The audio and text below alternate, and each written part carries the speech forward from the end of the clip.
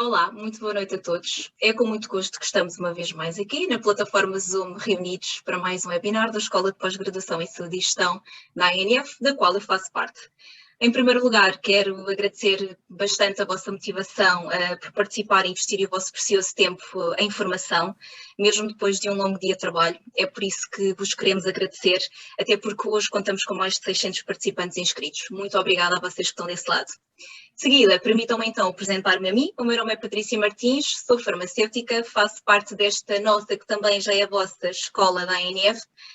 Hoje farei o papel de moderadora deste webinar, que o tema já é bastante conhecido de todos, portanto vamos falar sobre intervenção farmacêutica na utilização de dispositivos inalatórios reutilizáveis.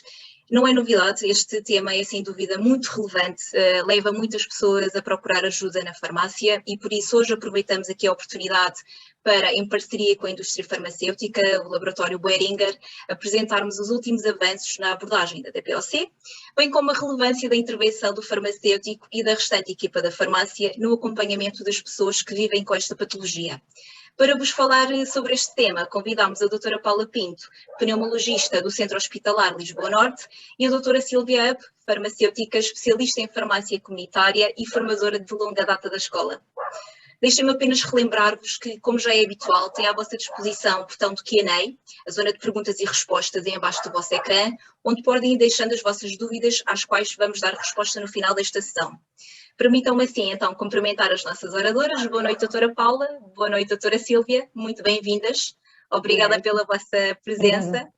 Doutora Paula, sem me alongar mais, passo-lhe a palavra. Obrigada e bom webinar.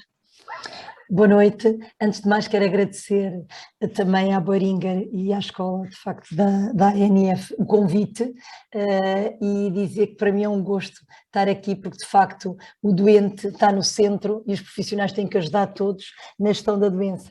E não há dúvida que nós, os médicos, os enfermeiros, os fisioterapeutas, os técnicos são muito importantes, mas depois há, de facto, ir para casa. E ir para casa está a farmácia ali, realmente a ajudar na ida para casa e a fazer todo o contacto e mais ainda, não só da gestão da DPOC, como de todas, de facto ali o farmacêutico, a minha experiência, eu vou sempre à mesma farmácia e de facto está ali o nosso amigo, é mesmo verdade, é que a pessoa vai ali e até tira conselhos, eu mesmo sendo médica chego e dou por mim a perguntar coisas também, porque realmente é de facto uma grande ligação do centro de saúde, hospital para casa, sem dúvida, é fundamental e portanto é de louvar e sinto-me muito orgulhosa de estar aqui, à Boehringer a ideia e à escola da ANF ter feito de facto esta formação.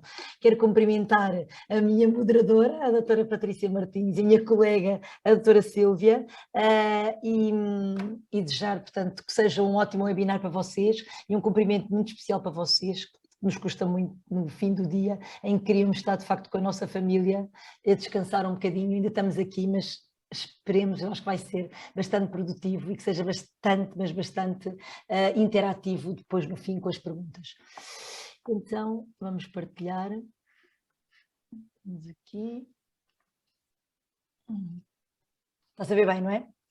Vamos dar um bocadinho de contributo da minha parte como médica na utilização de dispositivos inalatórios reutilizáveis e, neste caso, para uma doença que é a DPOC, que tem uma prevalência de facto muito grande. E começava, para contextualizar e para começarmos a estar assim já mais interativos, o que é que acham? A DPOC será a terceira causa de morte no mundo? Será uma verdade, um mito? Será de mais? Será de menos? O que eu posso já dizer, e como eu comecei, é que a DPOC é muito prevalente, muito mesmo, a nível mundial. Mas será que causa morte? Incapacidade causa. Será que causa morte? Podem votar, não é? Não sei se depois, doutora Patrícia.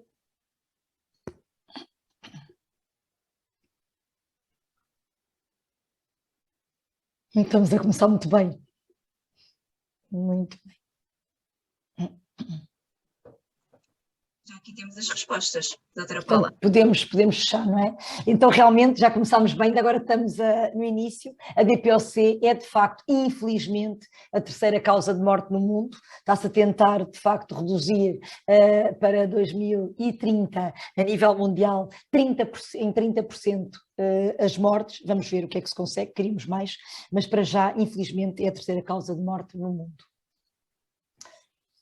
E então, porquê é que isto assim acontece? Porque as doenças querem que sejam diagnosticadas bastante precocemente para que depois se faça a terapêutica, o diagnóstico e depois a terapêutica correta, atempada, para evitar morbilidade e mortalidade. Mas será que a DPoC se calhar é uma doença escondida e por isso quando chega a nós já é muito tarde, não é? O que é a doença pulmonar obstrutiva crónica, cuja sigla é DPoC? E devo dizer que até vocês têm ajudado muito às siglas, porque de facto os doentes falam sempre no PSA, sabem que o PSA está ligado à próstata, sabem que o colesterol, HDL, LDL, porque é que não hão de saber as siglas DPoC? Vocês também têm sido um grande motor de ensino para, de facto, a literacia na saúde e agradeço bastante.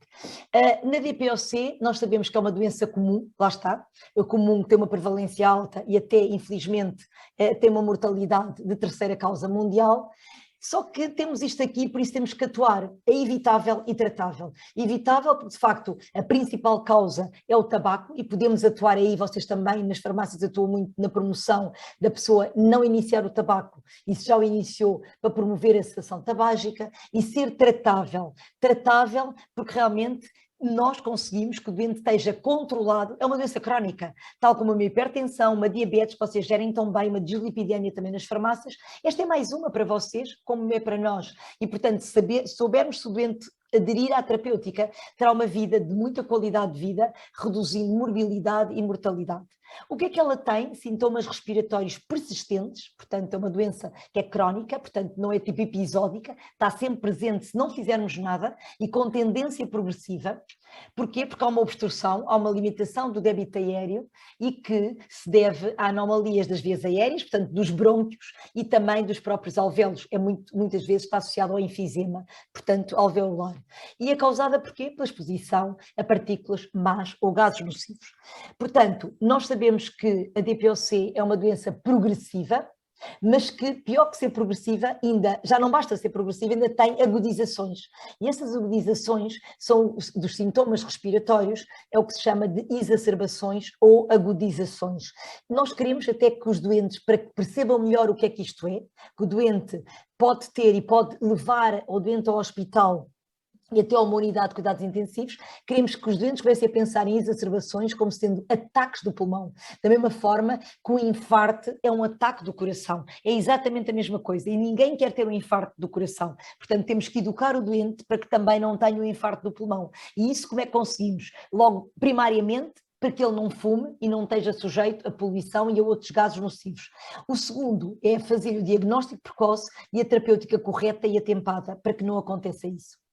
A DPoC ainda tem um problema, porque a DPoC é uma doença, de facto, a nível respiratório, mas está já há muito tempo conotada com uma inflamação sistémica e que essa inflamação extravasa a parte respiratória e vai para a circulação sanguínea, indo-se localizar em vários órgãos. E o órgão pior de todos é o coração, portanto, há muita doença cardiovascular associada à DPoC, que ainda lhe aumenta mais a mortalidade, e, por exemplo, os ilhéus pancreáticos, que também dá diabetes.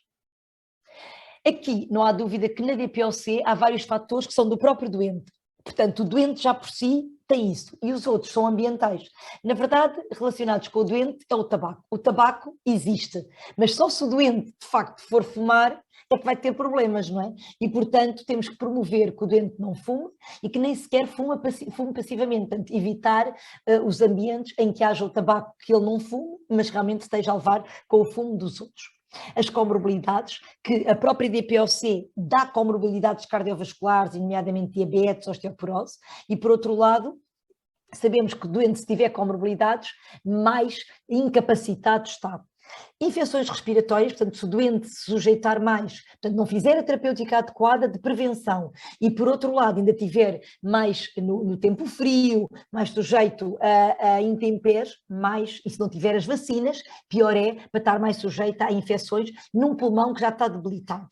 Depois, isto tudo tem a ver com o poder, o conseguir fazer a técnica inalatória correta e o inalador que lhe vamos prescrever e que vocês vão fazer o grande favor de ajudar a ensinar mais e a reforçar o ensino nas farmácias. Ele tem que ter fluxo inspiratório e, de facto, os inaladores, por exemplo, de pó seco, vai ser falado pela doutora Sílvia, precisam de um débito inspiratório que permita que a pessoa faça a inspiração rápida e vigorosa. Se eu tiver um débito muito deficitário, eu não vou conseguir, eu vou ter que ter um inalador lento e profundo, tranquilo, que não me exija muito débito inspiratório. Por outro lado, portanto, se eu não ensinar o inalador, não vai conseguir de facto fazê-lo, porque os inaladores é como os telemóveis ou umas máquinas de lavar. Se eu não souber mexer nos botões, quer dizer, não consigo telefonar, não é? E de facto, se ele não for comprar à farmácia e se chegar a casa tem o inalador, mas não o fizer, é não adesão, não pode ser. Os fatores ambientais, não há dúvida, o tabaco, mas mais o tabaco passivo, porque o tabaco é relacionado com o doente, porque é ele que vai fumar, ele é que vai pegar no tabaco.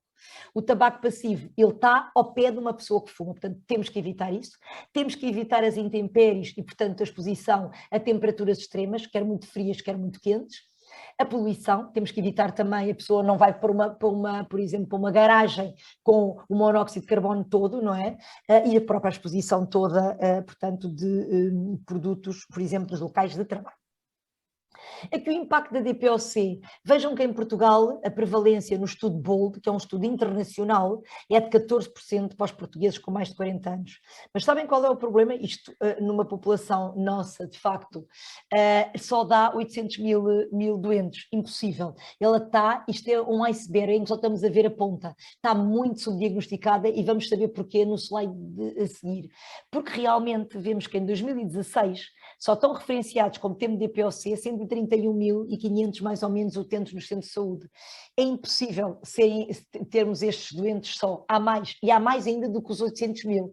Isto acontece porquê? Porque o doente chega tarde ao médico, porque a doença é altamente escondida e silenciosa e, portanto, a referenciação a médico é mais tardia. E aí não há dúvida que nós médicos, os mídia, a todos os profissionais de saúde, e inclusivamente vocês mesmos farmacêuticos, que são fundamentais nesta promoção da saúde, vocês em doentes que sabem que são fumadores ou ex-fumadores, como é óbvio, vão ter que sempre dizer, olha que você fuma ou já fumou, por favor vá ao seu médico ver se não tem DPOC, e já estão a dar um passo gigante a ter um diagnóstico precoce. Muitos doentes com DPOC não relatam os seus sintomas. Nós sabemos que nos trabalhos, cerca de 90% dos doentes não relatam os sintomas. Por um lado, porque eles têm aquela coisa que o médico é uma pessoa muito ocupada, que tem muito trabalho e não querem desapontá-lo. Por outro lado, tem outra coisa pior, eles sentem-se culpados, porque na verdade eles sabem que a DPOC vem, o grosso, mais do que 85% é do tabaco. Eles sabem, eu sou culpado, como é que eu vou lá dizer que eu é que auto-infligi esta doença? Portanto, tem um sentimento de autoculpa. E se virem neste trabalho com 398 pessoas, o nível de autoculpa era cerca de 8 em 10. Isto é muito. E, portanto, eles têm vergonha de ir lá, portanto, estar tipo a preocupar-nos e a incomodar-nos com uma coisa que eles é que fizeram pelos próprios. Por outro lado, eles adaptam o estilo de vida. Eles cansam-se, isto é uma doença progressiva, que prima sobretudo pela falta de ar e pelo cansaço. Ora, se eu me cansar a subir escadas, eu imediatamente tenho a sorte de haver elevador. Eu, se me canso a andar, posso andar de carro e, portanto, eu não deixo de fazer as coisas no início. Eu vou ter estratégias adaptativas para conseguir fazer as mesmas coisas, mas não me cansar. Até que chega a um ponto que já nem isso vou conseguir fazer e depois fico sedentária em casa. E, de facto, eu se estivesse sedentária em casa num sofá, eu se não me mexer, não me canso. E, portanto, cada vez vão mais tarde a buscar, portanto, conselhos e buscar que haja o diagnóstico da doença. E, na verdade, isto é assustador.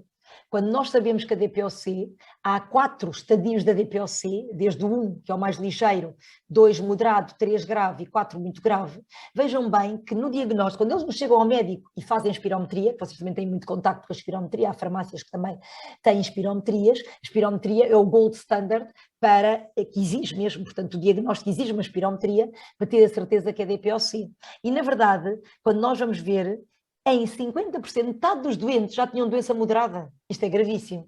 E pior, mais de 75%, que é se juntarem o GOLD 2, 3 e 4, portanto já se encontram portanto, no GOLD 2, 3 e 4. Quer dizer, Só 19% é que são ligeiros, e mesmo ligeiros não é não ter a doença, já têm sintomas. Portanto, nós otimizarmos o diagnóstico precoce, conseguimos evitar o declínio da função pulmonar, que é tão rápido e, portanto, progressivo.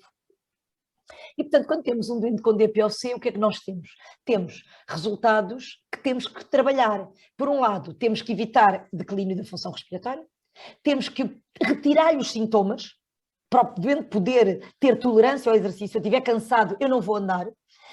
Dá-lhe imensa qualidade de vida e com isto, se eu tiver uma boa medicação, ele também vai deixar de ter exacerbações, porque os medicamentos são muito anti-exacerbadores. E então vem outro mito ou verdade. Será que o exercício físico que eu quero que os doentes façam, mas agrava a DPOC ou até não agrava? Eles podem fazer exercício físico e até devem fazer exercício físico. Portanto, podem votar.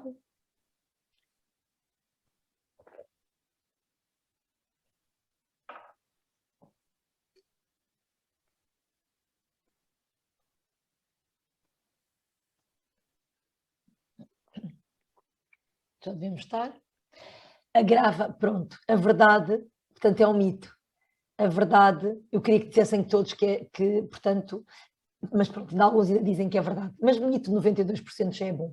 O exercício físico não agrava a DPOC, pelo contrário, vão ver nos slides da frente, nós promovermos o exercício físico, que é uma marcha 30 minutos por dia, que aliás toda a gente deve fazer, nós vamos conseguir quebrar o ciclo da dispneia, da falta de ar, mas para isso, para promovermos, temos que dar broncodilatadores, senão o doente não tem culpa porque tem ali uma obstrução que lhe causa a dispneia. Portanto, isto é mesmo um mito. Portanto, o exercício físico não agrava a DPOC.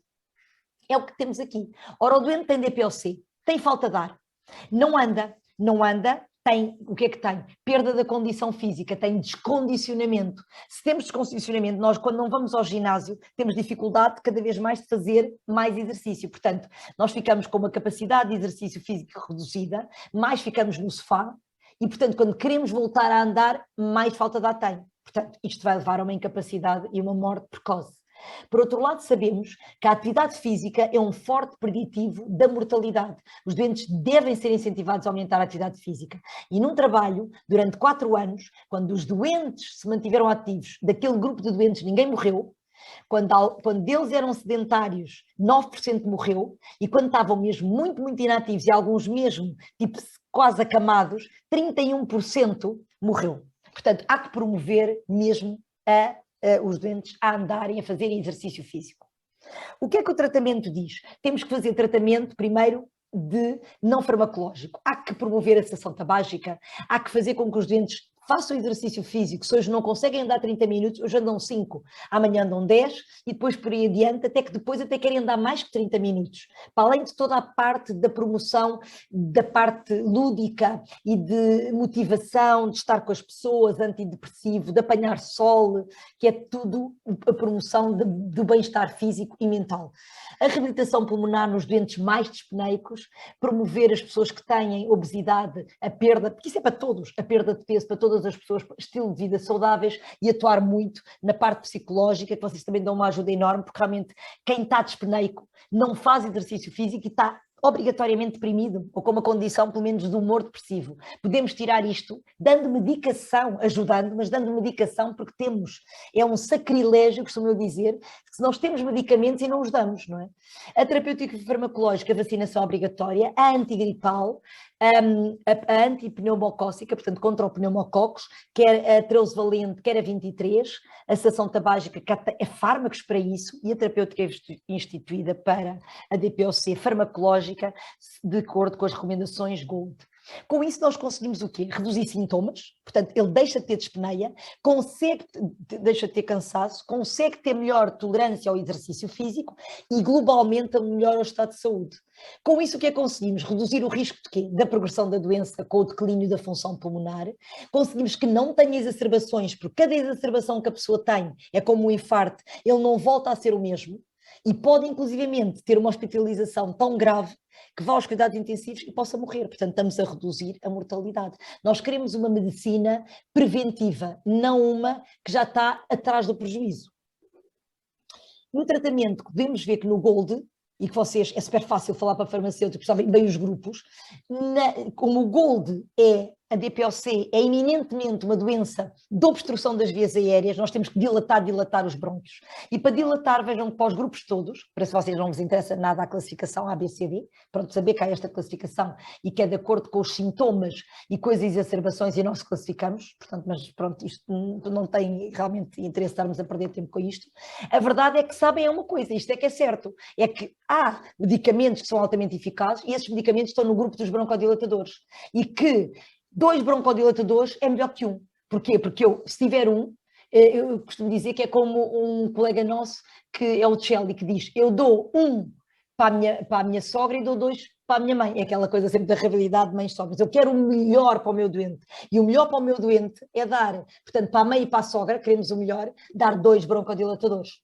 E podem ver, para vocês que é tão fácil falar em mecanismos colinérgicos e adrenérgicos. O adrenérgico é o bom. Nós sabemos que temos os receptores beta-adrenérgicos e os agonistas beta-2 relaxam a musculatura brônquica. Isto é os LABAs, é os long-acting beta-agonistas. Estes têm uma ação, portanto, que é longa e relaxa o musculício, portanto, promove a broncodilatação.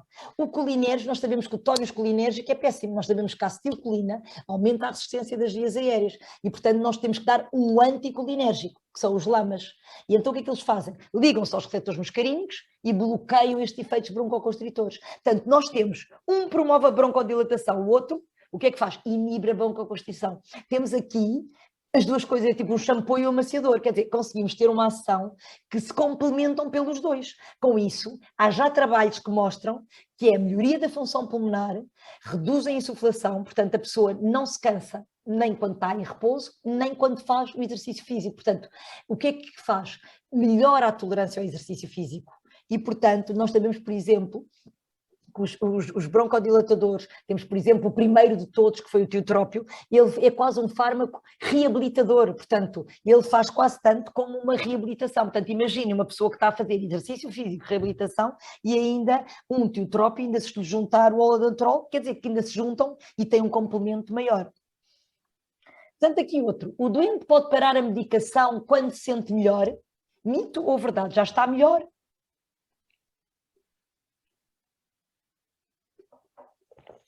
Talvez.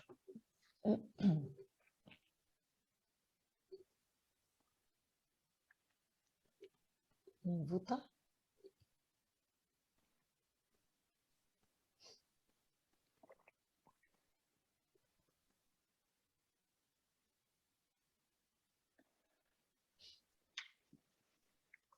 Mito, nunca, nunca, e adorei, verdade, 1%, não, nem pensar, nem pensar.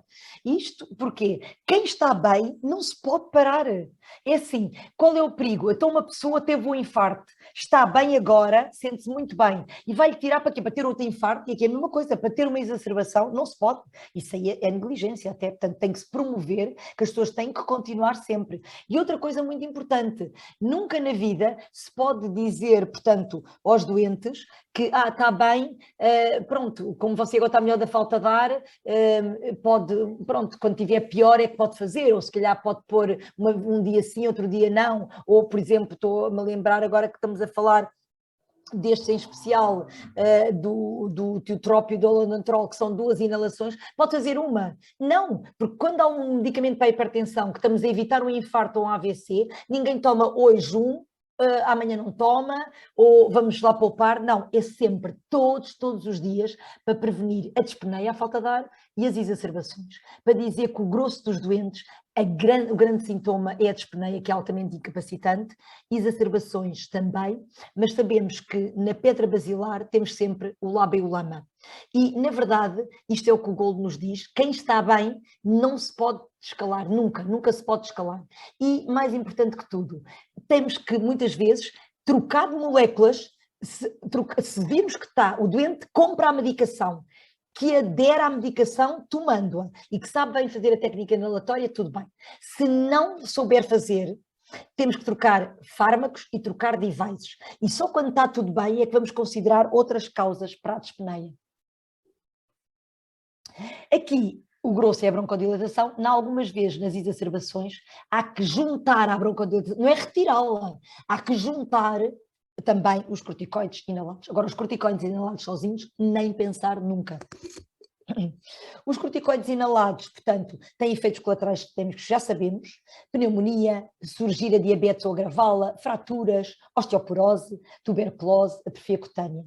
Efeitos colaterais locais, que tem que se dizer sempre aos dentes para lavar muito bem a boca e bochechar, a rouquidão e a candidíase oral. E, portanto, estes medicamentos são muito bons, como todos, até a cortisona oral também é muito bom para determinadas doenças. Então, têm que ser otimizadas a terapêutica, e, portanto, é nos doentes que já estão sob LABA e LAMA, e que mesmo sob LABA e LAMA, se ainda se mantém a exacerbar, é que o médico vai juntar sobre LABA e LAMA o corticoide. Então, os inaladores, para terminar, vai ser agora a doutora Sílvia. Qualquer doente pode fazer qualquer inalador, uma vez que eles veiculam os medicamentos, será que qualquer um sabe fazer? Os inaladores agora são tão modernos e tão bem feitos, será que qualquer um pode fazer?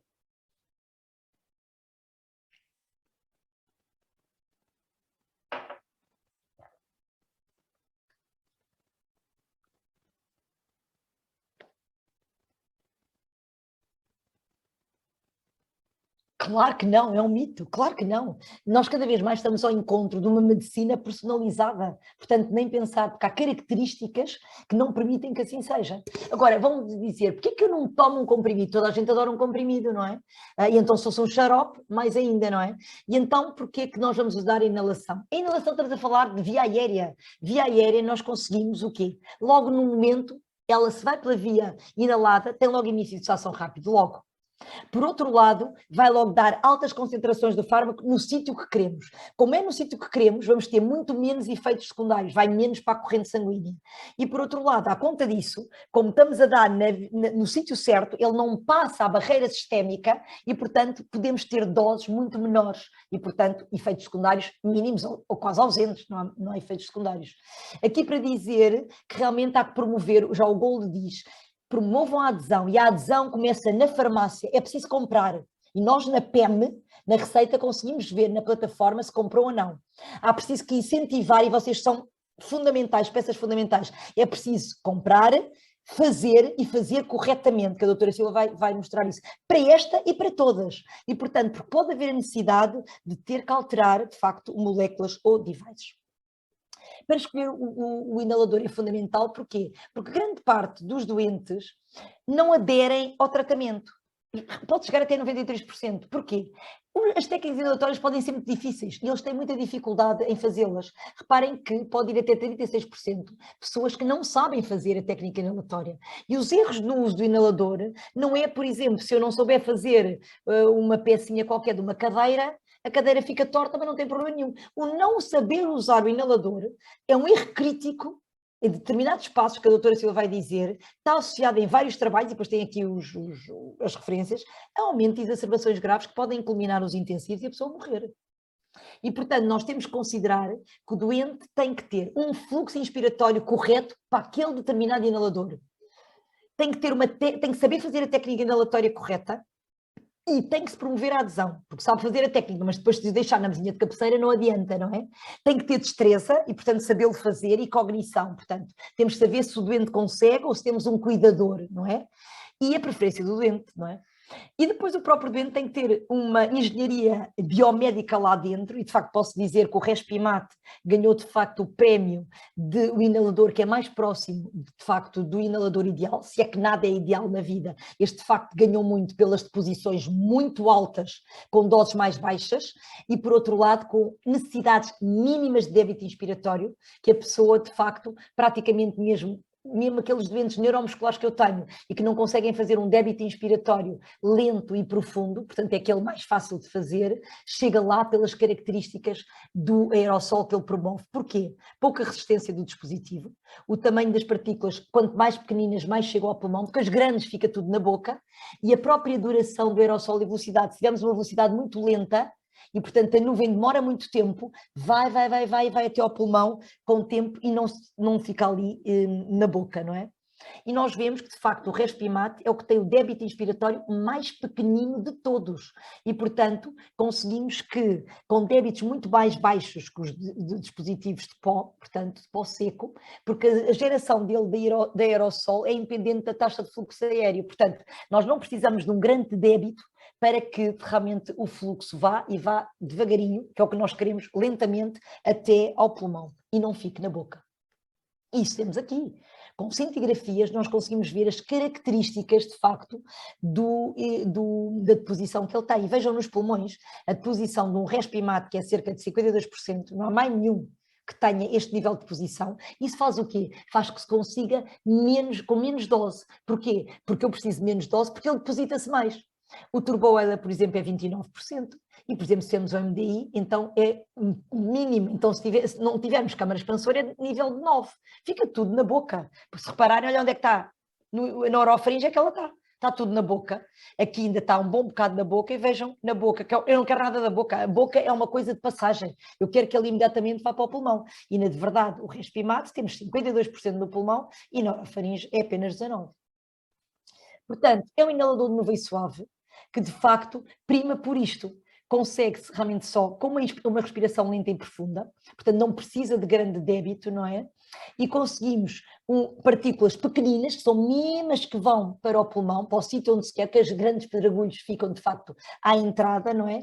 Depositam-se nas vias aéreas grandes, centrais, que não interessa, e o aerossol demora muito, muito tempo, demora 1,2 segundos, dá imenso tempo para ele descer com calma. Porquê? Porque há muita velocidade muito baixa. Vocês têm inaladores de MDI, se puserem o inalador de MDI e o Respimat, a nuvem demora imenso tempo e a outra já se desvaneceu. Portanto, temos tempo para ir para onde nós queremos, que é para o pulmão. Para terminar, o que é que eu tenho? Até as NICE, que são as guidelines de inglesas, estão a promover na escolha, que as pessoas, para escolherem o inalador, o médico deve preocupar-se realmente com o fluxo inspiratório do doente, a preferência, a destreza manual, tudo. O que é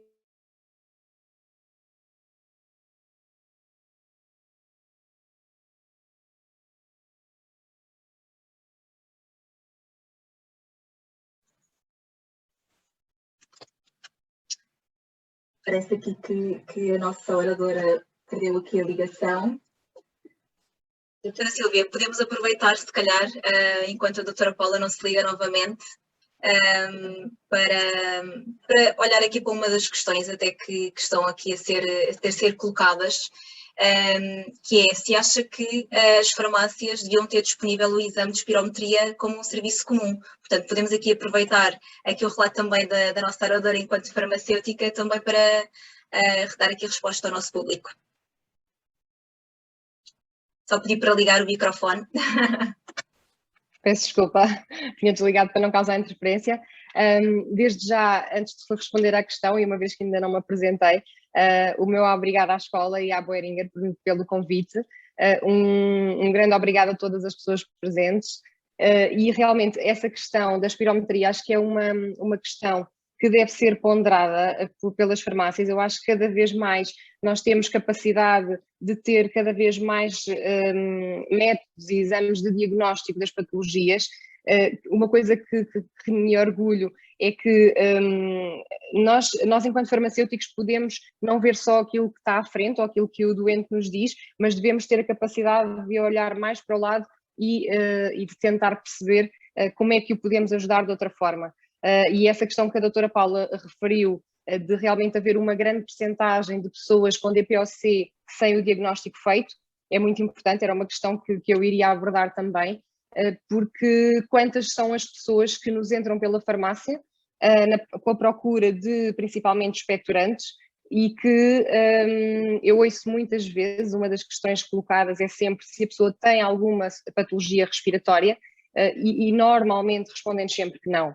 Portanto, isto é uma resposta muito transversal, é uma resposta usual, mas muitas das vezes o que acontece é que nunca fizeram um exame, nunca foram a uma consulta médica, nunca foram acompanhados, e que certamente tanto a espirometria ou outros questionários que existem disponíveis para tentar perceber se a pessoa pode ou não estar no início da patologia, são certamente úteis para tentar levar essa pessoa ao médico e conseguirmos aqui um diagnóstico precoce, sem dúvida. A Muito doutora obrigada. Paula, não sei se já regressou. Sim, já temos aqui, entretanto, a doutora Paula. Doutora Paula, vou-lhe só pedir para ligar o microfone. Desculpa, não percebi, porque eu estava, foi mais um minuto e depois de repente parou, estava no último slide. Foi a ligação da internet que foi abaixo, mas certamente. Viram a Genais, que era a última. Vimos. Pronto, era a última. Pronto, agora estava a faltar um minuto e eu disse, meu Deus, eu cumpri o tempo.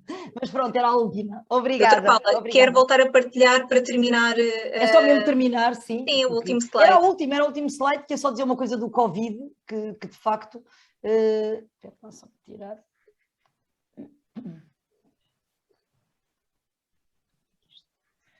Estão a ver já ou não? Ainda não. Espera. Então, onde é que temos aqui? Espera. Vamos meter isto. Cá está. Ok. Agora já vão ver, não é? Agora sim. Última. Pronto, é a última. Isto é um minuto que eu gosto de cumprir o tempo. Queria dizer que a NICE é tão fundamental que já está a pensar no impacto ambiental do inalador, porque nós, com o Respimate, de facto reutilizável, conseguimos poupar e ficarmos com 2 Respimates por ano. Isso é fundamental porque reduzimos em 71% a pegada de carbono. Isto é tão importante, estamos a reduzir a poluição, isso deixa-nos, estamos a caminho realmente de respirar bem, mas para termos um mundo sustentável, estamos a caminho, de facto, de um mundo sustentável. E isto é muito importante que uma empresa esteja-se a preocupar com isso, mantenha a saúde, mas é saúde com um ambiente sustentável, porque senão não há saúde se realmente a pessoa não tiver, porque depois não temos ambiente, não é? A pessoa pode estar muito saudável, mas não tem ambiente, também morre, não é? E, portanto, é de louvar. Isto para dizer, que é para me calar já, que é o Covid, veio mostrar isso. Nas zonas em que havia muita poluição, que foi precisamente a zona perto de Madrid e a zona da Lombardia, foi onde havia mais gravidade e mais mortalidade. Nós não percebemos na altura, e depois houve trabalhos que vieram mostrar isso, porque era onde estavam os melhores intensivistas, os melhores especialistas de pneumologia, de medicina interna, que estavam na linha da frente, e infecciologista, e porque é que morriam mais? Depois veio-se provar que zonas que tenham muita poluição, as pessoas têm uma redução da imunidade, e portanto, quando depois há um vírus altamente agressivo, elas não conseguem dar conta de facto e têm quadros mais graves. Portanto, é fundamental preocupar-nos com a saúde, mas também termos realmente uma saúde com um ambiente sustentável. Muito obrigada.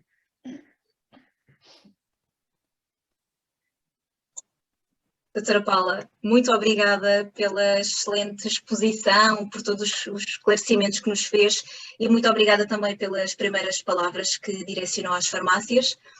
Doutora Sílvia, em primeiro lugar, muito obrigada também pelo esclarecimento da pergunta que uma colega nos endereçou. Aproveito então aqui também para lhe passar já a palavra. A doutora Sílvia vai falar então aqui sobre a intervenção farmacêutica junto das pessoas com DPOC e, portanto, força.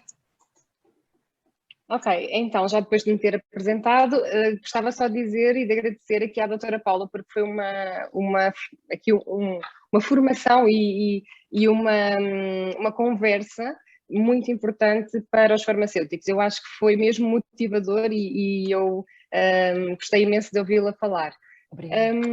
Relativamente então aqui àquilo que o meu papel hoje aqui, estou cá enquanto farmacêutica, sou farmacêutica em farmácia comunitária há quase 15 anos e realmente é aquilo que eu gosto de fazer, porque acho que temos tanto para falar, temos tanto para ensinar e estamos todos os dias a aprender uns com os outros.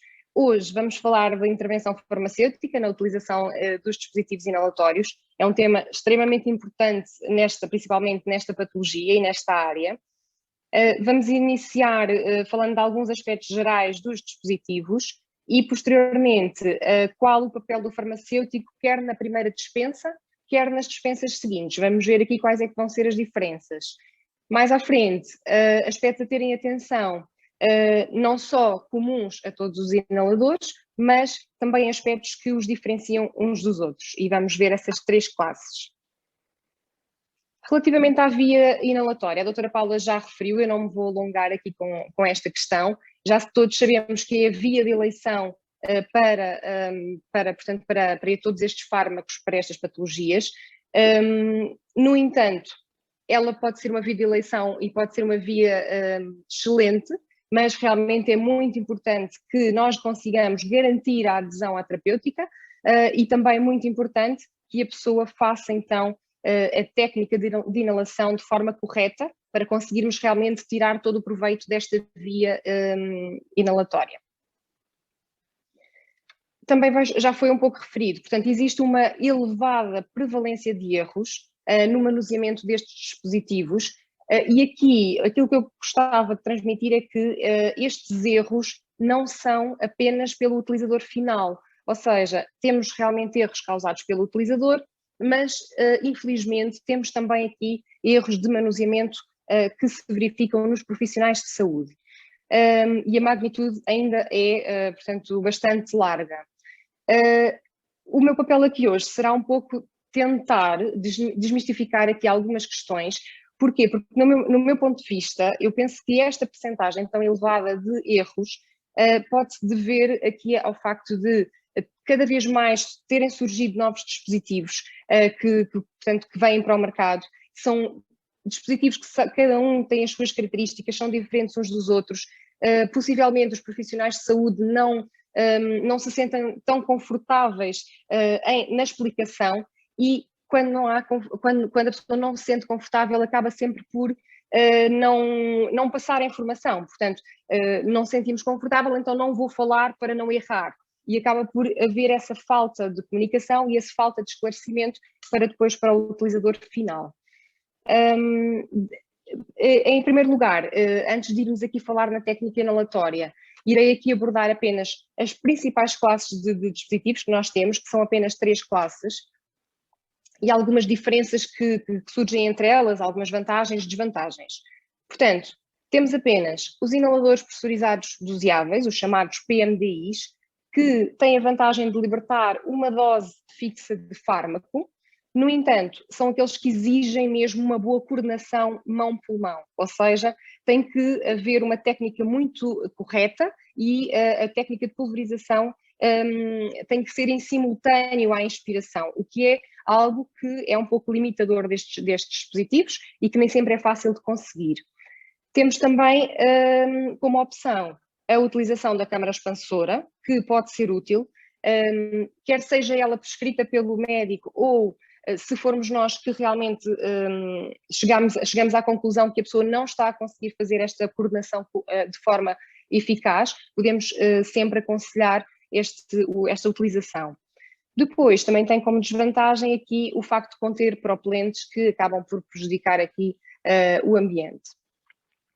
Quanto à segunda classe, os inaladores de pó seco, ou os DPIs, não exigem realmente esta coordenação mão-pulmão, o que é bom, porque são eles próprios ativados pela nossa respiração, mas por esse facto vão requerer, tal como a doutora Paula referiu, um fluxo inspiratório superior, portanto um fluxo inspiratório moderado a elevado.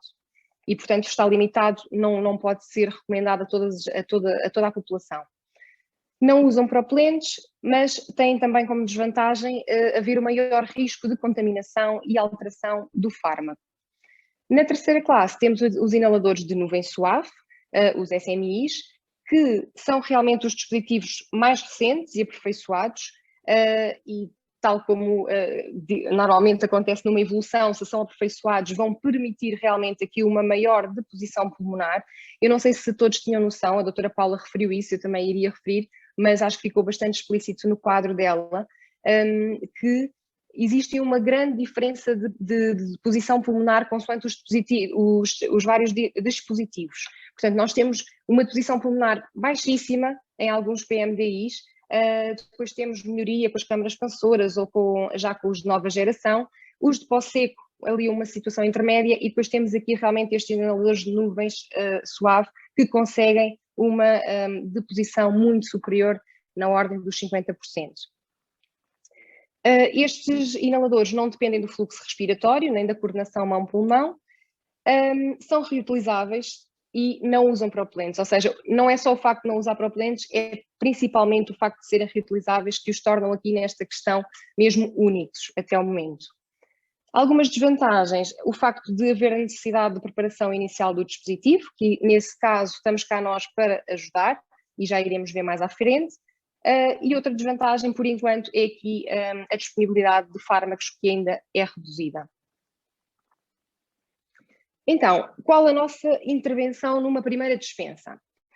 Portanto, nós temos a pessoa que vem à farmácia e que vem fazer a compra do seu primeiro dispositivo, nunca teve em contacto com qualquer dispositivo. Eu penso que todos estes passos são muito importantes. Portanto, em primeiro lugar, deve ser feita uma breve introdução teórica sobre a importância não só da adesão à terapêutica, como da técnica correta para inalação. Portanto, explicar que realmente é muito importante que estas duas situações sejam cumpridas para que realmente o medicamento faça o seu efeito pretendido. E a pessoa tem que tomar consciência disso. Depois, explicar todos os passos da técnica inalatória, neste caso, para o dispositivo que está prescrito. Todas as farmácias têm, certamente, dispositivos placebo, portanto, usem esses dispositivos, acho que é a melhor forma de conseguirem fazer esta explicação. Depois, esclarecer as dúvidas da pessoa, pedir à pessoa para replicar a técnica, apoiando sempre nos erros que a pessoa vai cometendo e corrigindo, e posteriormente entregar literatura de apoio a essa execução da técnica. Temos, por exemplo, os folhetos de saúde que estão disponíveis, podem ser impressos, podem ser enviados por e-mail, por exemplo. E o ponto número 6, muito importante, monitorizar sempre essa correta utilização do dispositivo, nas próximas dispensas, claro. Agora, quanto à técnica inalatória, eu coloquei aqui uma técnica inalatória muito generalista. E porquê? Foi mesmo de propósito. Porque, tal como eu achei que possivelmente existe uma grande percentagem de profissionais de saúde que cometem erros ou não referem a técnica por achar que isto é um bicho de 7 cabeças, eu acho que não é de todo. Portanto, existe uma técnica inalatória que tem que ser cumprida, todos estes 7 passos, vocês vão ver que estes 7 passos são cumpridos para qualquer dispositivo que nós tenhamos à frente. Claro que existem ali 2 pontos que principalmente vão variar de dispositivo para dispositivo, mas a técnica é comum. E, portanto, o que é que nós temos aqui e que temos que checar com a pessoa que vai utilizar o dispositivo? Em primeiro lugar, preparar o dispositivo inalatório. E aqui neste ponto, claro que sim, aí vai haver bastante diferença de dispositivo para dispositivo, mas são coisas simples, ou seja, se estivermos a falar, por exemplo, de um PMDI, se calhar a preparação é agitar, se estivermos a falar de um turboaler é rodar a base, se estivermos a falar de um discos é acionar a alavanca, um brisaler, perfurar a cápsula antes de fazer a inalação. Portanto, isto é a fase da preparação, independentemente do dispositivo, todos eles têm que ser preparados. Depois, ponto número 2, está preparado o dispositivo, o que é que temos que fazer? Deitar o ar fora lenta e profundamente, longe do inalador. 3, colocar o bocal entre os lábios, aqui normalmente dar alguns truques, ou seja, não deixar orifícios, a língua para baixo e, se possível, elevar ligeiramente o queixo. Para quê? Para diminuir o ângulo, neste caso tentar que não seja tão reto, diminuir o ângulo entre a orofaringe e a faringe, de forma a diminuir a deposição nesta mesma orofaringe e conseguirmos uma maior deposição pulmonar. Ponto número 4, inspirar o fármaco. Aqui é outro ponto que vai variar, de dispositivo para dispositivo, já vamos ver mais pormenorizadamente à frente. E depois temos novamente 3 passos que são comuns. 5, retirar o inalador da boca e suster a respiração durante 5 a 10 segundos. Se possível, um adulto, 10 segundos será o ideal. 6, respirar suavemente pela boca e fechar o inalador. E 7, lavar a boca depois de usar o inalador. Portanto, todos estes passos são comuns a qualquer dispositivo. E é importante passar principalmente a uma primeira dispensa, está bem? Nós temos que garantir que a pessoa sai a saber fazer esta técnica. Numa dispensa posterior, o que é que vai variar? Ou seja, nós temos uma pessoa que se dirige ao balcão e vem com uma prescrição médica de um dispositivo que já utiliza várias vezes, às vezes até anos. O que é que nós devemos fazer? O ideal seria pedir a replicação da técnica pela pessoa que temos à frente e apoiar na correção dos erros identificados. e depois o ponto número 2 e 3, que é comum ao anterior, que é a entrega da literatura e a monitorização. Portanto, isto será o ideal e seria o melhor, para conseguirmos perceber os erros que aquela pessoa possa estar a cometer. No entanto, tal como eu vos disse, eu sou farmacêutica comunitária há 15 anos e se calhar vocês agora estão a ouvir a falar ali no ponto 1 e quem trabalha em farmácia há muito tempo está a pensar naquilo que eu sinto, que é, na prática do dia-a-dia, nós enquanto profissionais de saúde, por diversas razões, torna-se um pouco difícil de realizar este primeiro passo. Quer seja por falta de disponibilidade do profissional de saúde, quer seja por falta de tempo da pessoa que temos à frente, quer seja pelo facto da pessoa não se sentir confortável com outras pessoas na farmácia. Existem inúmeras razões para que não seja fácil esta replicação por parte do doente. O que é que eu sugiro para que realmente, e é o que eu faço grande parte das vezes no meu dia-a-dia, para conseguirmos ultrapassar e para conseguirmos perceber se realmente a pessoa está a fazer a técnica inalatória correta. Aquilo que eu normalmente faço é tentar questionar a pessoa se já costuma utilizar o dispositivo. Ela vai me dizer que sim. Segundo ponto, questiono se tem alguma dúvida na inalação do dispositivo. Certamente vamos pensar que ela vai nos dizer que sim também.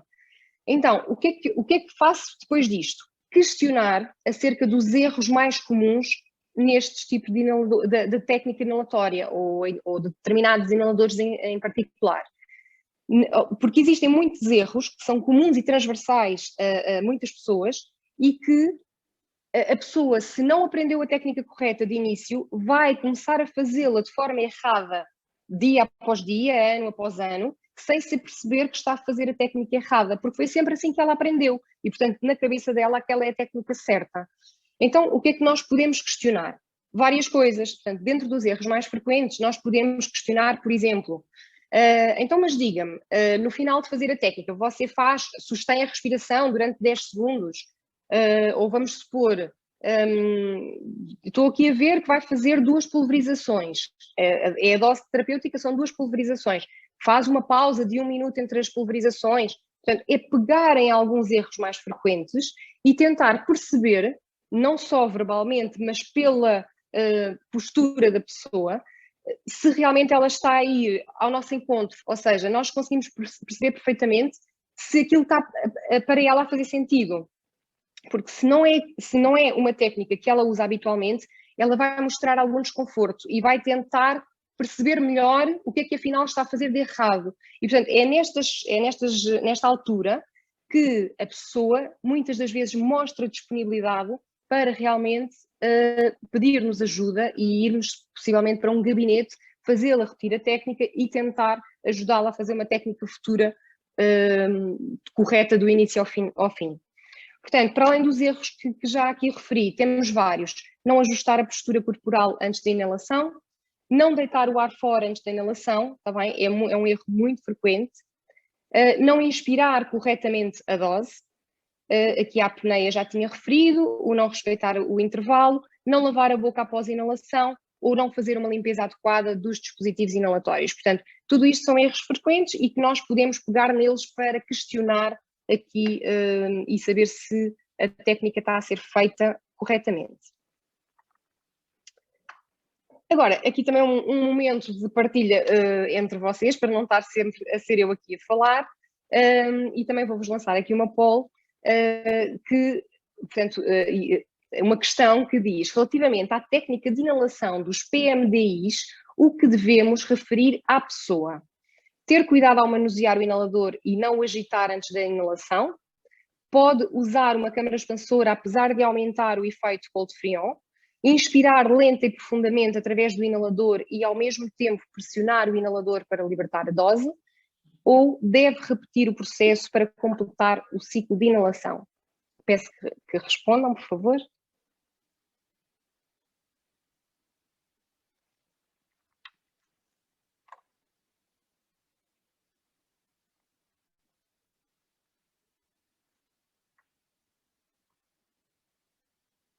Eu penso aqui que já temos as respostas.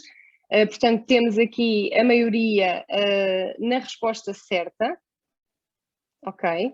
Vamos aqui dar resposta, então, às questões que estão aqui abordadas nesta pergunta.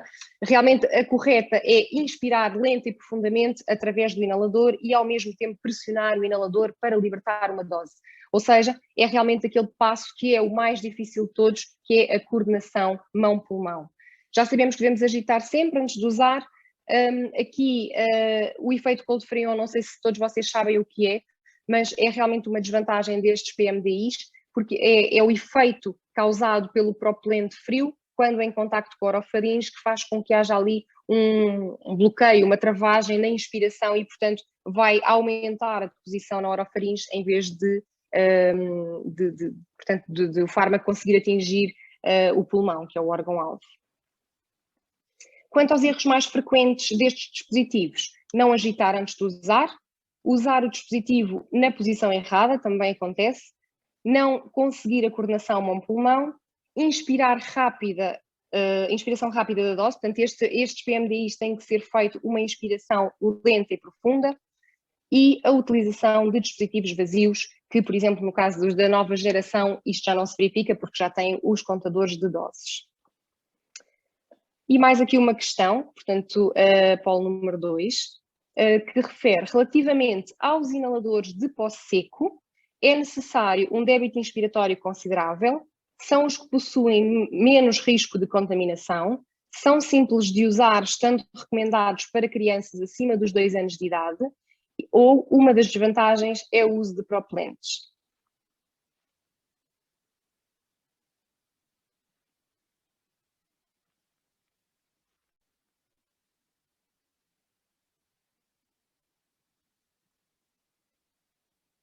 Ok, vamos ver aqui as respostas. É necessário um débito inspiratório considerável. Ok, muito bem. Isto foi uma questão que já foi aqui falada e referida, portanto é necessário realmente um débito entre 30 e 60 litros por minuto. Como tal, não é possível para todas as faixas etárias e todas as pessoas. Temos, por exemplo, crianças acima dos 6 anos são apenas as que conseguem ter esta capacidade, abaixo disso não, está bem? E não utilizam propelentes e realmente são aqueles que maior têm risco de contaminação. Erros mais frequentes destes dispositivos: esquecer carregar a dose antes de utilizar, ou seja, aquele primeiro passo. Eles até podem fazer a técnica toda correta, mas se aquele primeiro passo for esquecido, não estão a inalar o fármaco. Depois, perda do pó antes de inalação, não inspirar com força suficiente, repetição de doses por ausência de provas, também nos referem muito, ou expirar para o dispositivo e como tal, gerar umidade dentro do mesmo. E agora, Paulo, relativamente aqui aos inaladores de nuvem suave. Eu resolvi colocar aqui estas imagens são imagens reais de prescrições eletrónicas que, portanto, de inaladores de nuvem suave, portanto, respimates, e como vocês podem reparar, existem aqui várias posologias diferentes, portanto, nós temos aqui desde 2 inalações de manhã, 2 inalações por dia, uma vez ao dia de manhã, conforme posologia habitual, portanto, temos aqui diferentes tipos de posologias nestas imagens. E a minha questão que gostava que vocês respondessem é realmente qual a posologia correta para a utilização de um dispositivo Respimate. Ou seja, A, uma nebulização uma vez ao dia, B, uma nebulização 2 vezes ao dia, C, 2 nebulizações uma vez ao dia, ou D, nenhuma das anteriores.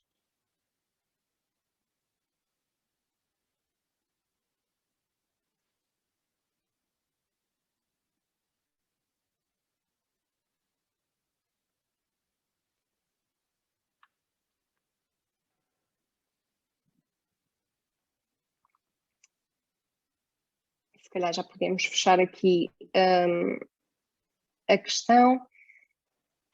Ok, e aqui eu por acaso achava que ia estar mesmo dividido, porque é uma questão que eu gostava de ver hoje aqui esclarecida, está bem? E gostava que todos vocês, ao final deste webinar, respondessem aqui a resposta correta, que realmente é o que teve mais votações, 35%, mas tivemos aqui respostas muito díspares. E, portanto, é realmente uma questão que eu gostava de focar. Ou seja, inaladores de nuvem suave, ou os respimates, só existe uma forma e uma posologia, está bem? E como é que se consegue uma dose terapêutica completa nestes dispositivos? São necessários sempre 2 nebulizações consecutivas, apenas num único momento do dia. Ok? Portanto, a pessoa deve fazer uma nebulização, aguardar 1 a 2 minutos e voltar a fazer a segunda nebulização. E isto é mesmo muito importante. Porquê? Porque, como vocês veem, e foi por isso que coloquei aqui as imagens das prescrições médicas, muitas das vezes elas não estão erradas, elas só não estão esclarecidas. Nós tínhamos ali um exemplo que vocês viram, em que referia 2 nebulizações por dia, certo? Ora, se nós dissermos a uma pessoa que vem comprar um comprimido, que deve fazer 2 comprimidos por dia, essa pessoa vai fazê-lo um de manhã e um à noite. Se calhar 90% das pessoas faz isso. E, portanto, cabe-nos a nós explicar que isso não é para fazer assim, porque ele não está a conseguir uma dose completa do fármaco. Portanto, ele tem que garantir as 2 nebulizações de manhã, até porque o fármaco tem uma duração da ação de 24 horas e só assim é que consegue uma dose terapêutica completa. Isto funciona para qualquer respimate, está bem? E é necessário nós esclarecermos isso e garantir que a pessoa sai da farmácia a saber esta técnica, está bem? E se vocês repararem nas embalagens do próprio respimate, ele está na cartonagem do lado de fora, dizer mesmo num único momento do dia, está bem? Portanto, é muito importante esclarecer porque é uma questão que ainda está muito, que ainda há muitas dúvidas. Como já foi referido aqui, uma ótima deposição pulmonar e uma ótima solução para o ambiente. Eu vou deixar-vos agora aqui com um vídeo que eu acho que está excelente no que diz respeito à introdução dos cartuchos no novo dispositivo reutilizável, está bem? E espero que gostem e que realmente seja útil. O seu inalador Respimat é reutilizável até ao limite de 6 cartuchos. Este vídeo demonstra como identificar que o cartucho chegou ao fim e como o substituir de forma a poder utilizar novamente o seu inalador no mês seguinte. Um indicador de dose de fácil leitura em cada cartucho mostra quantas inalações estão disponíveis a cada momento. O contador de doses também indicará quando chegar à altura de substituir o cartucho. Quando tiver 10 ou menos inalações disponíveis, o indicador ficará amarelo. Depois, quando o indicador ficar vermelho e exibir uma seta para baixo, o seu cartucho está vazio. Chegou o momento de inserir um novo cartucho. Rode a base transparente para a soltar automaticamente. Retire o cartucho do inalador e substitua-o por um novo cartucho. Insira um novo cartucho.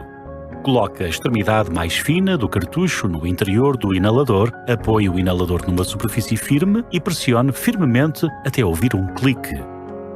De seguida, marque o rótulo do inalador para saber que inseriu um novo cartucho e volte a colocar a base transparente. Quando ouvir um clique, a base transparente rodará automaticamente e pode preparar o seu inalador para ser utilizado. Para mais informações, consulte o folheto informativo do seu medicamento ou fale com o seu médico, enfermeiro ou farmacêutico.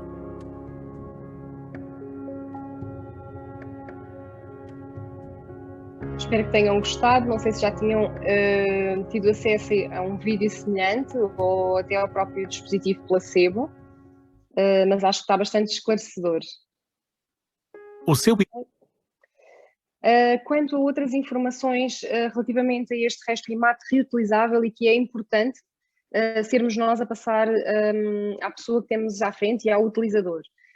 Portanto, a validade do cartucho após a abertura é de 3 meses, está bem? E a validade do dispositivo após a sua abertura é de 1 ano. Isto é a sua validade, claro que não é isto que se pretende. Portanto, se a pessoa cumprir a medicação e aderir à terapêutica, vai gastar o cartucho num mês e vai gastar o dispositivo em 6 meses, está bem? Mas esta é a validade deles. Depois, temos aqui esta preparação inicial do dispositivo esta preparação deve ser realizada pelo profissional de saúde, está bem? Não sei se fazem isto habitualmente, mas devem fazê-lo e sempre à frente do utente explicando o que é que estão a fazer, está bem? Portanto, não tem nada que saber, não sei se conseguem ver aqui. Portanto, basicamente é rodar, abrir a tampa, pressionar o botão em direção ao chão, aqui caiu a tampa, mas pronto, viu-se uma nuvem, está bem? A partir do momento em que sai a primeira nuvem, este processo vai ser repetido mais 3 vezes, até conseguir-se ter a dose adequada à inalação, está bem? Portanto, este processo e esta preparação é feita única e exclusivamente no momento de abertura de cada cartucho, está bem? A pessoa em casa não terá que fazer este processo, a não ser quando volta a introduzir um novo cartucho. E este rejeitar destas nuvens não vai influenciar com as doses disponíveis. Também é uma outra questão que às vezes baralha um bocadinho as pessoas. A preparação do dispositivo após um período sem utilização. Já sabemos que não pretendemos períodos sem utilização, está bem? Mas caso aconteça, se ficar 7 dias sem utilizar, basta apenas libertar uma nebulização antes de inalar. Se for mais do que 21 dias, então tem que se repetir todas estas etapas de preparação do dispositivo. Erros mais frequentes nestes SNI.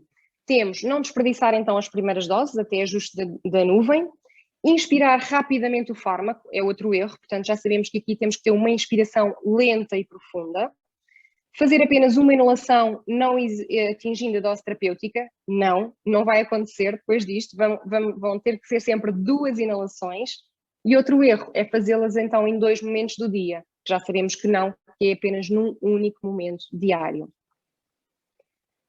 Só para terminar, temos aqui as possibilidades de uma prescrição médica, ou seja, e apenas aqui para chamar a atenção de uma questão. Portanto, nós o que é que temos disponível? Quando temos portanto, uma pessoa que se dirige à farmácia com uma prescrição médica, essa prescrição pode ter 2 apresentações. Portanto, ou pode ter a apresentação do inalador mais o cartucho, que é esta apresentação, em que vem o dispositivo e vem o cartucho cá dentro, e neste caso, o que é que nós temos que referir à pessoa? Temos que referir que este dispositivo vai-lhe permitir a utilização deste cartucho, mas depois vai ser reutilizável e vai permitir mais 5 cartuchos para além deste, ou seja, um total de 6 cartuchos. Se o prescritor prescrever a embalagem do cartucho recarga, neste caso é importante outra coisa, é importante garantir que não foi erro na prescrição, porque às vezes acontece, e que a pessoa já tem o dispositivo em casa. Porque se realmente a pessoa tiver esta prescrição e não tiver o dispositivo em casa, isto não vai servir de nada. Portanto, ela vai chegar a casa e não vai conseguir fazer a terapêutica como já aconteceu. E, portanto, neste caso, temos que garantir que tem o dispositivo e que conhece todo este funcionamento, está bem? Se tivermos aqui uma adesão à terapêutica, o que é que a pessoa necessita para um ano?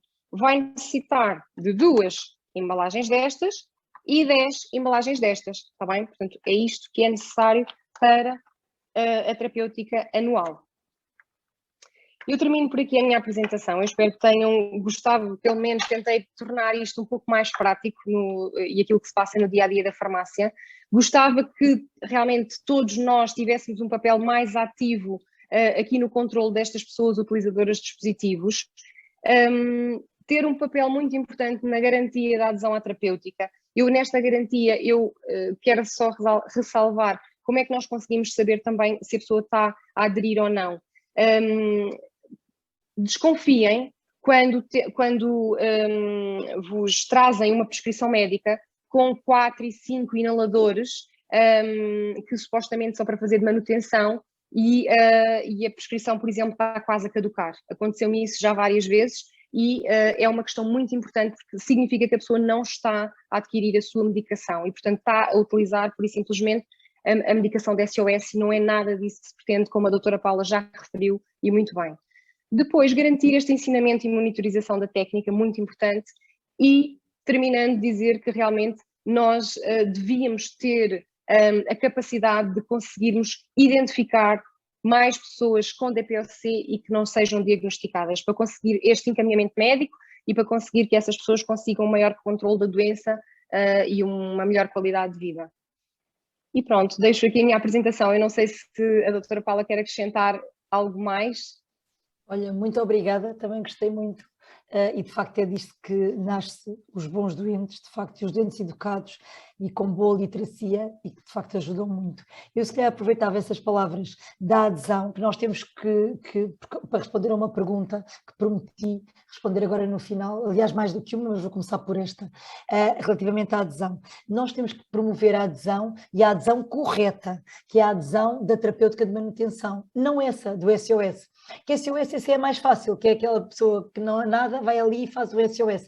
Isso faz um mal terrível, porque daqui a pouco vai saturar os receptores todos e quando vai a uma urgência nem vai ter possibilidade de, quando se lhe der um beta-2, atuar. Portanto, não é isso que se quer, não é isso que vai melhorar nada. Ela tem que fazer a sua terapêutica correta. E um colega estava a perguntar que tem muita dificuldade, quais serão talvez os truques que se podem usar para melhorar a adesão. Eu aqui até dividia na adesão às terapêuticas todas em geral ou a adesão à terapêutica da DPOC em particular. A da DPOC em particular, eu já disse, tem que se dizer que tem que se encarar a DPOC igual à mesma doença como a hipertensão ou a diabetes ou a dislipidemia, em que o doente, por exemplo, na dislipidemia não sente nada, a dislipidemia não dá nada, quando dá pode já ter um AVC, não é? E portanto ele diz, eu não posso que se o meu colesterol ficar muito alto, eu vou ter o sangue grosso, ou do varfino, por exemplo, não é? E é muito perigoso, eu tenho que tomar. E a DPOC tem que ser encarada na mesma, porque de facto se não a fizer, ele pode ter um ataque do pulmão, uma exacerbação e ir parar aos cuidados intensivos. Então eu costumo dizer que para promover o geral de toda a adesão, eu costumo dizer, olha, você quer ganhar a loteria, para isso tem que jogar. Portanto, você ter o efeito todo, que é conseguir comprar uma casa, ter boa qualidade de vida, poder viajar, poder não dormir numa barraca, você tem que, para fazer isso, tem que ganhar dinheiro trabalhando, ou para fazer aquela coisa que a pessoa diz, como é que eu vou ganhar a loteria? Tem que jogar. Se não jogar, portanto, tem que fazer a medicação. A outra coisa é com os óculos. A mim ajuda-me imenso os óculos. Eu digo assim, eu se usar óculos, vejo. Portanto, se eu tomar a medicação, eu tenho efeito. Se não, não. Porque assim, eu agora vou dizer assim, vou ser teimosa. Epá, hoje não. Eu hoje não quero os óculos. E vou cair à saída de casa, faço o hematoma e se calhar morro, ou fico entrevada. Portanto, não, eu todos os dias tenho que tomar a medicação, porque se eu não tomar, se calhar amanhã vou ter a exacerbação e vou parar nos intensivos. Portanto, se calhar são algumas dicas que tem que se dar metáforas aos doentes. E tenho dado bem com os doentes e digo, mais vale prevenir, porque não quero ter depois o peso da doença. Mas vale prevenir agora e nunca pense no dinheiro, porque você vale muito mais do que isso, porque depois não vai ter o custo da doença, que é muito pior. E tenho dado mais ou menos bem com isso. Bem, antes de seguirmos aqui para a terceira e última parte, só queria aqui agradecer à doutora Sílvia pela excelente intervenção, como já é habitual, ficaram aqui sem dúvida excelentes dicas para os nossos colegas de farmácia. Então, entrando neste momento aqui de perguntas e respostas, eu vou aqui tentar sistematizar aqui algumas das perguntas que temos aqui dirigidas a ambas as oradoras. Permitam-me só aqui, entretanto, dar aqui um esclarecimento aos nossos participantes, que todas as perguntas que não forem respondidas aqui nesta sessão serão respondidas posteriormente por escrito. Essas respostas ficarão disponíveis na vossa área de participante no site da escola, receberão depois uma notificação por e-mail quando as mesmas estiverem disponíveis. Portanto, vou aqui olhar então para as perguntas que o nosso público nos tem feito. Uma das perguntas já foi aqui respondida pela doutora Paula. Temos aqui parabéns pelas apresentações. Obrigada também nós por estarem desse lado. Tenho aqui uma pergunta do meu colega que é, quando se abre pela primeira vez o cartucho, tem que se descartar 3 ou 4 doses? Doutora Sílvia. Portanto, quando o cartucho é colocado, deve ser portanto, colocado, rodar, abrir e carregar no botão até ver a primeira nuvem, que muitas das vezes é uma nuvem mais ténue, é uma nuvem que não é tão constante. e depois dessa vez repetir novamente os passos todos durante mais 3 vezes, portanto descartar mais 3, depois de já se ter visto a primeira nuvem inicial. Muito bem, muito obrigada, doutora Sílvia. Pegando aqui noutra questão, o Respimat não reutilizável ainda continua a existir? Não, neste momento só o reutilizável, felizmente. Muito bem, eu tenho aqui uma pergunta que provavelmente também poderá aqui ter aqui a resposta da doutora Paula, que é porque é que o sistema de nuvem permite melhor deposição pulmonar? Sim, o sistema de nuvem suave, é que não é de nuvem, todos eles fazem uma nuvem, este é a nuvem suave, porque isto é um sistema, exato, nuvem suave, que é um sistema que consegue trazer duas coisas boas para ir mesmo para o pulmão e, portanto, permitir a deposição de 52%.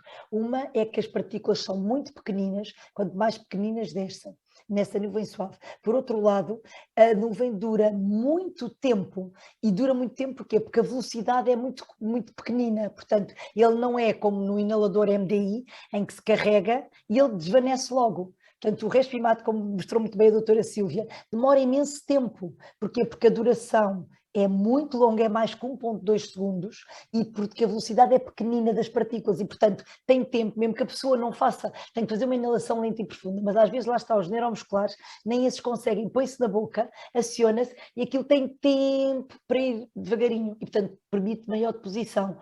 Eu aproveito para dizer que, para além disto, o Respimat tem uma coisa fabulosa que os doentes adoram, e vocês têm essa experiência, que é os doentes adoram nebulizadores, adoram. Aliás, começa nas crianças, não é? As crianças, não há criança que não tenha um enxoval do nebulizador e, portanto, a pessoa é criada assim. E já sabemos que os nebulizadores não têm interesse nenhum, zero. Até pelo contrário, acabam por ter posições muito menores e até vai mais para o meio ambiente, para o ambiente à volta da pessoa.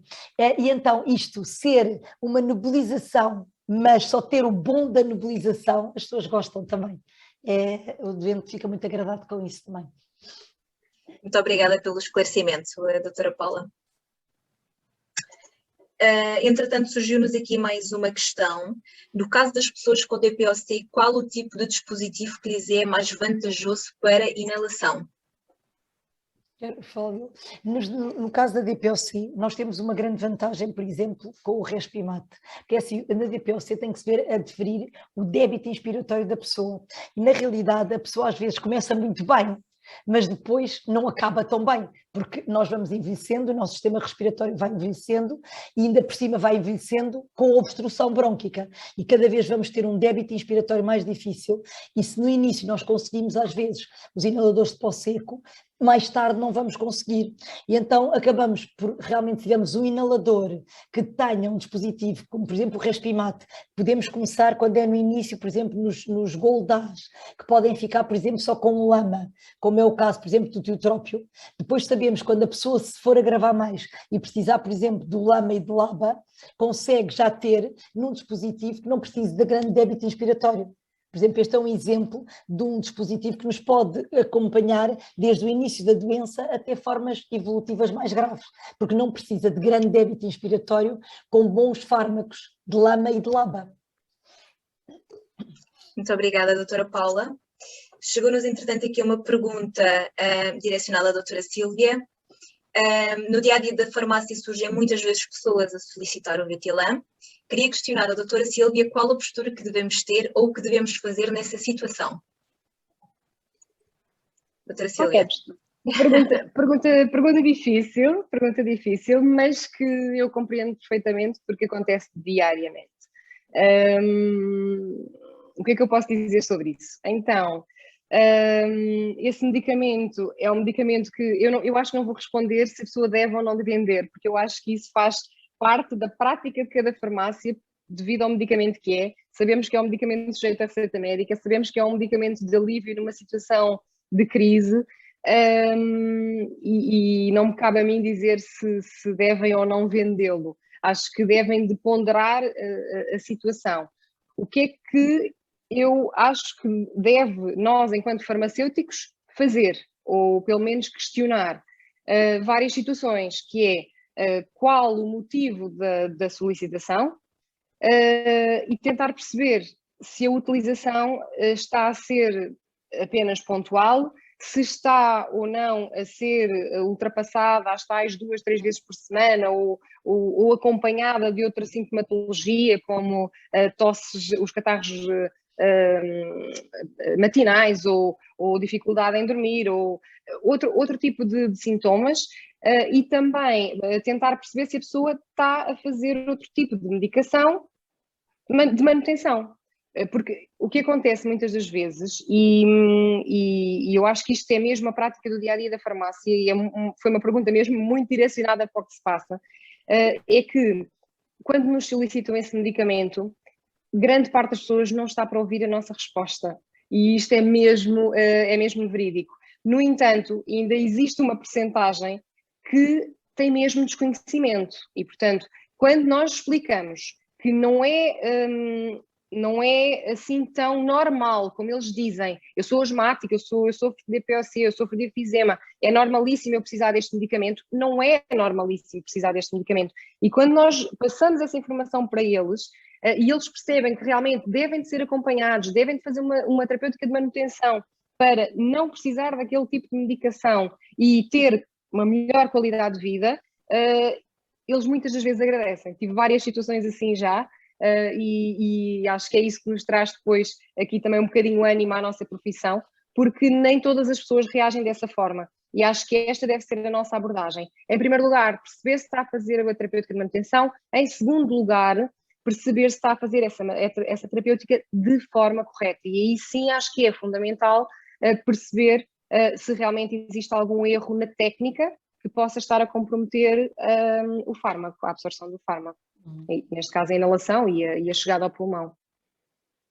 Não sei se respondi, mas... Olha, respondeu, doutora Patrícia, eu ia dizer, concordo, agradeço a resposta e devo dizer, quando eles vêm à minha consulta e dizem, aqui é o salbutamol, já dissemos o ventilante, pronto, o salbutamol, e eu quero, e este é que me faz bem, e eu quero mesmo, eu disse, com certeza. Esse Voltamos aqui a perder a doutora Paula. Vamos ter certamente aqui a oportunidade. Sempre. Já temos. Estamos para ajudar, portanto, cada um na sua. Está a ouvir ou não? Está. Agora sim. Sim. Eu disse assim, você se calhar é carpinteiro, sabe fazer uma mesa, eu também quando precisar vou ter consigo. Agora vem ter comigo, deixa-me também lhe ajudar. E vai levar um medicamento que vai ver que com o medicamento, fazendo todos os dias, na dose que eu disser e quando eu disser, não vai precisar desse, mas deixa estar consigo. Leve-o na carteira, no carro, onde quiser. E vai ver. Ele diz assim, epá, tinha razão, ele anda comigo, eu não precisei, já passou da validade. Muito obrigada, doutora Paula, por este complemento e também à doutora Sílvia pelo esclarecimento inicial. Entretanto, estão aqui a chover perguntas. Temos aqui uma colega que diz não sabia que o Respimat tinha recarga, é novidade. Portanto, realmente estas formações fazem, sem dúvida, a diferença. Temos aqui depois mais um colega que diz obrigada pelas exposições muito interessantes. Há muitos doentes controlados, e coloca aqui esta palavra entre aspas, que por vezes ponderam abandonar a terapêutica ou fazer uns ajustes na posologia. Tentamos sensibilizar para o risco de agravamento e para a importância, mas é um desafio constante. Que mensagens passam habitualmente nestes casos? Doutora Sílvia, doutora Paula, acho que no fundo vamos precisar de ouvir aqui os dois testemunhos. Doutora Sílvia, se calhar para começarmos aqui então. Eu acho que a doutora Paula já falou deste tema, portanto eu acho que é mesmo passar aqui a mensagem de que é importante fazer e não abandonar para evitar situações de crise, evitar um agravamento da doença e realmente fazer ver de que o abandono pode regredir a doença e, portanto, isto é evolutivo, é crónico, não tem cura e tem que se pensar no futuro e, portanto, acho que passa muito por aí a nossa abordagem, mas não sei se a doutora Paula quer acrescentar algo mais. Sim, e realmente dizer que nós em qualquer doença não é assim tipo, ou por exemplo, sei lá, para comer por exemplo, vamos pensar, por exemplo, nas refeições, não é? Temos de fazer determinadas refeições e não devíamos, em princípio, andar também a saltá-las, não é? Agora faço, hoje como, se calhar, amanhã não como, depois como, amanhã... Não, nós precisamos, ou saltar também para dormir, há coisas básicas e, neste caso, quando é a medicação, não se pode brincar porque isso pode-se traduzir em, de facto, a pessoa ir ao hospital, ficar com sequelas graves ou até morrer e ninguém tem ideias de fazer. Hoje faço, amanhã não faço, agora se calhar vou fazer só metade da dose, ou 2 em 2 dias. Eu acho que se dissermos o exemplo dos óculos, que eu vou ser teimosa, eu vou tirar os óculos e vou cair e vou ter um hematoma na cabeça, portanto não há um único dia que eu não possa realmente deixar de fazer a medicação. Eu acho que estas mensagens, e se calhar não se pode andar tipo com painhos quentes, dar estes exemplos, a pessoa fica mesmo, epá, é preciso mesmo cuidado que eu se calhar tenho um ataque do pulmão. Não é do que dizer, se calhar um dia, bem, um dia também não faz mal. Não, é aquele dia que eu não tive os óculos e tropecei, de facto, e tive um hematoma. E era só aquele dia. Exatamente, muito obrigada, doutora Paula. Há aqui uma pergunta, a doutora Sílvia falou sobre ela na sua apresentação, mas se calhar é importante reforçar, que é o novo dispositivo pode ser utilizado durante quanto tempo e até quantos cartuchos? Exato. Portanto, o novo dispositivo vem com uma unidade de cartucho, está bem? Logo na embalagem inicial. E depois, para além deste cartucho, que vem com o dispositivo, ele vai ser utilizado com mais 5 cartuchos. Portanto, cada dispositivo 6 cartuchos. Certo? Certíssimo.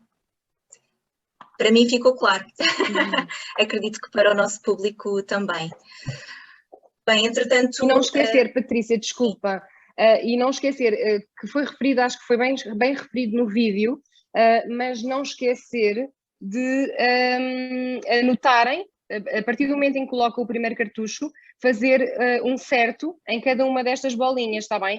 Dizer isto, referir a isto sempre ao utilizador, para que ele saiba quantas vezes ou quantos cartuchos é que já foram introduzidos, está bem? Isto estava no vídeo, penso que toda a gente deve ter visto, mas só assim é que ele o utilizador vai saber que já colocou os 6 cartuchos, porque vamos supor, depois do 6º cartucho, o dispositivo ele não trava, ele não tem um mecanismo de travagem, portanto, ele se colocarem um 7º cartucho, ele vai entrar, portanto é importante irem anotando para não se esquecerem que já usaram os 6, está bem? Muito obrigada, doutora Sílvia. Bem, entretanto a noite vai longa e temos que encerrar o nosso webinar. Temos mais perguntas, mas como disse inicialmente, todas aquelas que não conseguimos responder nesta sessão serão respondidas posteriormente por escrito e vamos fazer-vos chegar essas respostas. Quero aqui agradecer às nossas oradoras pelas excelentes intervenções e por toda a disponibilidade e colaboração durante esta sessão. Um agradecimento muito especial à Boehringer pela iniciativa de realização deste webinar. A Boehringer tem vindo a ser uma parceira da escola desde janeiro de 2021, com a disponibilização de um curso em e-learning na temática deste webinar. Aproveito até porque, ao passar aqui as questões, vi que uma colega questionava se ainda se podia inscrever, e sim, caso ainda não o tenham feito, podem perfeitamente inscrever-se através do site da escola. Neste curso tem várias informações, vem aqui também acabar por reforçar muitas das mensagens que aqui foram passadas e, portanto, vale sem dúvida a pena fazerem esta inscrição e realizarem este curso. Por último, mas não menos importante, muito obrigada aqui aos nossos participantes, aqui às nossas farmácias. Obrigada mais uma vez pela confiança. Continuem a apostar nas formações da escola. Desejo-vos assim desta forma uma boa noite, um bom descanso, um bom trabalho e até à próxima. Obrigada. Obrigada por tudo. Obrigada.